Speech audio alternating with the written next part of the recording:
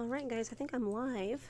I had started a live a few minutes ago, but my camera was not adjusted correctly, and I had to go in there and remember how to do it because I've been gone for 2 weeks. You think I'd remember, but apparently not. All right, well, welcome everyone back to Fiber Theory. Today, actually, I'm going to be teaching you guys how to do the knit stitch. As you know, a couple weeks ago, my kitty is going to be a part of this video, so so please forgive the mewing, and it can get a little annoying, so I apologize. A couple of weeks ago, I did a video on how to do a cast on for knitting, and this week we're going to move into how to do the knit stitch. What you'll need to do is, if you are just seeing this video here and you're the first time here to my channel and you haven't learned anything about knitting yet and you want to learn, you're going to need to go to, I think it was the last live that not the last live I did, maybe the live before. I'm not 100% sure, but you'll have to scroll down or see if there's a knitting playlist that you can go into. And in that particular video, it shows how to do the cast on. So I teach you 2 cast ons. One, I do the long tail cast on, which I call the slingshot cast on because of the way that you hold the yarn. And then the other one is the knit cast on, which is basically kind of like making a knit stitch when you're casting on to the needle. So anyway, today I'm going to be using this yarn bowl, and I'll be doing a product review in the next live that I do today about this particular item. And let's see if I can adjust this a little bit so you can see it better. It holds a really good size ball of yarn, but we're going to go ahead and use this today because it's convenient for today's tutorial.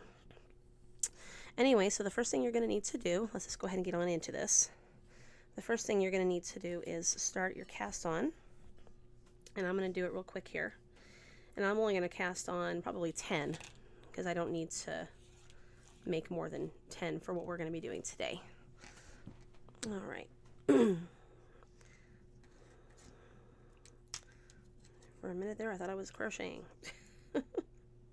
Okay. All right, let's go. You're going to need the long tail of your yarn. And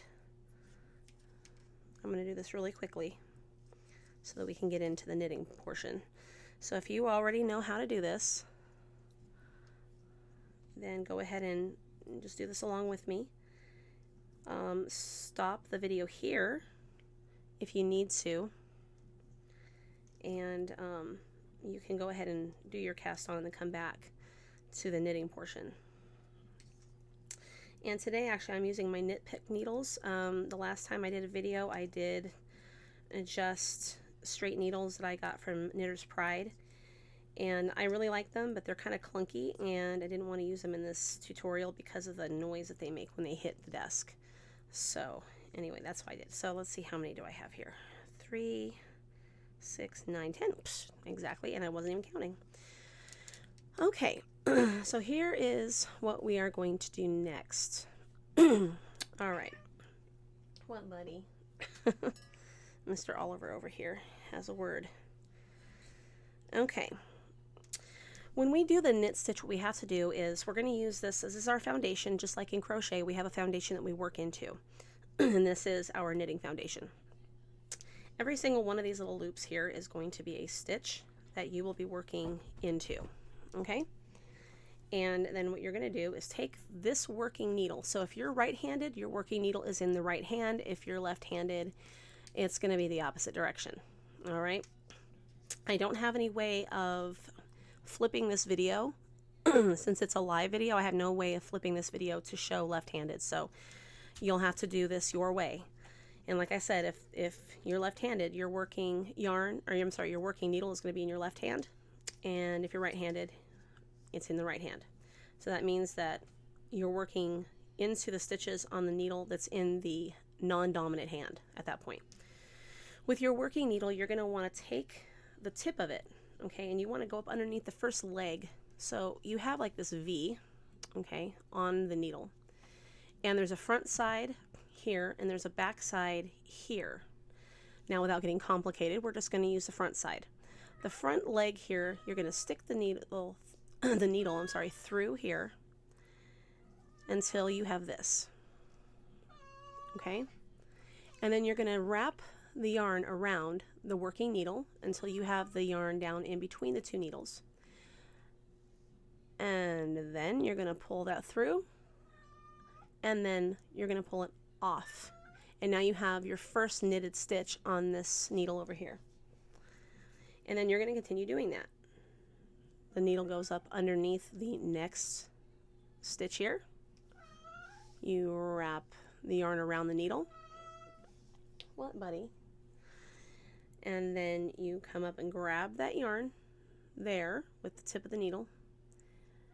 Grab it and pull that off until you have it on this working needle here. And then that's all you do. You just continue doing that, and that itself is the knit stitch. And that's all there is to it. So you go underneath the leg, wrap your yarn around the needle, grab that yarn, pull it underneath, and pull the stitch off onto this needle here. And then that is literally all you are doing. So if at any time you need to go back and rewatch any of this, you know, that's what the video's for. I don't really have to make these really long, drawn-out videos because you can always go back and rewatch them several times until you get it. And that's kind of the point of having videos like this. So that's all you do. I'm sorry if this is a little fast for you. It's very straightforward. There's to do, and pull it off, and you're done. That are on this needle are now flipped, and your working needle is over here. So your working needle is always empty. This is the needle that's going to have your work on it. So all you do, you go up under the leg, and you continue making the knit stitches. Same process over and over and over again. There's no difference, there's no change. It's the exact same thing. Now what's really great is that you can actually make anything with just a knit stitch, and it'll come out beautifully. Now let me talk to you about tension really quickly. The tension is going to come from the way that you hold the yarn in your hand. Tension is not in the needles, tension is in the yarn. So remember that when you are doing anything with knitting or crocheting, your tension in this hand is going to have to be exact. Otherwise, you're going to have loose stitches or really tight stitches, and you don't want either. So what you want to do is make sure that the way that you hold your yarn, you might just hold your piece of yarn like this and just bring it around like this so that, you know, you have more, maybe you have more control this way. Kind of, if that's how you do it, hold on to it when you hold on to the bottom of the needle down here and let it be taut right here. And then let the needles do the rest of the work. Okay, do you see how I just did that? So continuing on, if that is how you want to do it, this is called English knitting, where you basically raise your hand and bring your arm around, okay, and then you hold on to it down here. The yarn here is taut. Go down there, grab that yarn, pull it through, and pull it off. Now what I do is I like to wrap mine around, this is from years of knitting, of course, so this is something that you know, I developed the way that I do it. I do something called flicking, where your hand never leaves the stitch. Or, I'm sorry, the stitch. Your hand never leaves the needle. So you're just using your finger to do the work. For some people this might be easy, for some people it might not be. But this is how you do it. Your hand down here is still holding on. Your finger brings it around. This is where your tension is here, is your finger, okay? And then you hold it taut as you, not too tight, not too tight. You want to have a little give so you can get this needle tip out, okay? Because you got to grab that yarn. Give it a little bit of, you know, looseness here. And then you can pull it off. And you can always tighten it back up again. There's no reason for your stitches to be loose, and there's no reason for them to be tight. Kind of just go with it. Go with the flow. Go with how it feels. And allow your mind and your fingers to just work together on, you know, how you do how you have the tension, set up for yourself, and you know, you'll get it, and it'll get easier and easier. Don't be afraid to tear this out and start over again either, because that's how we learn.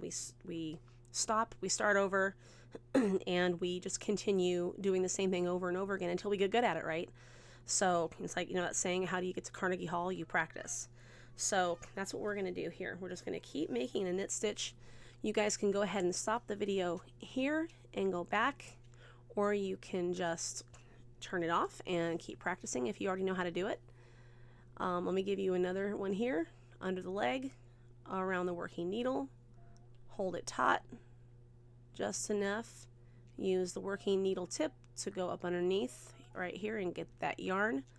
Grab it, put it on this needle, and pull this one over here off of the other needle. Okay, that's all you have to do. So like I said, if you need more practice or more work on this and you still need my guidance, then go ahead and go back to the beginning of the video where we started, and you're good to go. And let me see if I can get a couple more in here so I can show you, oops, so I can show you what this looks like when we get down to the end of the row. Okay, so you'll notice you have like these little bumps, and that's exactly what it will look like on both sides. It's identical on both sides of the work. So you can do the knit stitch in every row, and you can make a scarf with this. You can do whatever you want to do. Make a headband. For a headband, I might maybe do 15 to 20 stitches. And then for like maybe, I wouldn't even start doing a hat yet with something like this until you're a little bit more versed in how to do it and you've had some practice. But yeah, you can make headbands, you can make scarves.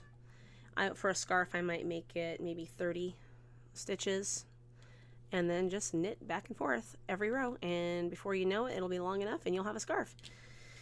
Anyway, y'all, okay, well, that's it for this live. Thank you for watching. If you like this video, go ahead and give me a thumbs up. If you have any questions, please don't hesitate to ask in the comment section below. And if you are new to this channel and you like what you've seen so far and you want to subscribe, please subscribe and hit the little bell icon so that you can get all of the upcoming videos that I'm putting out.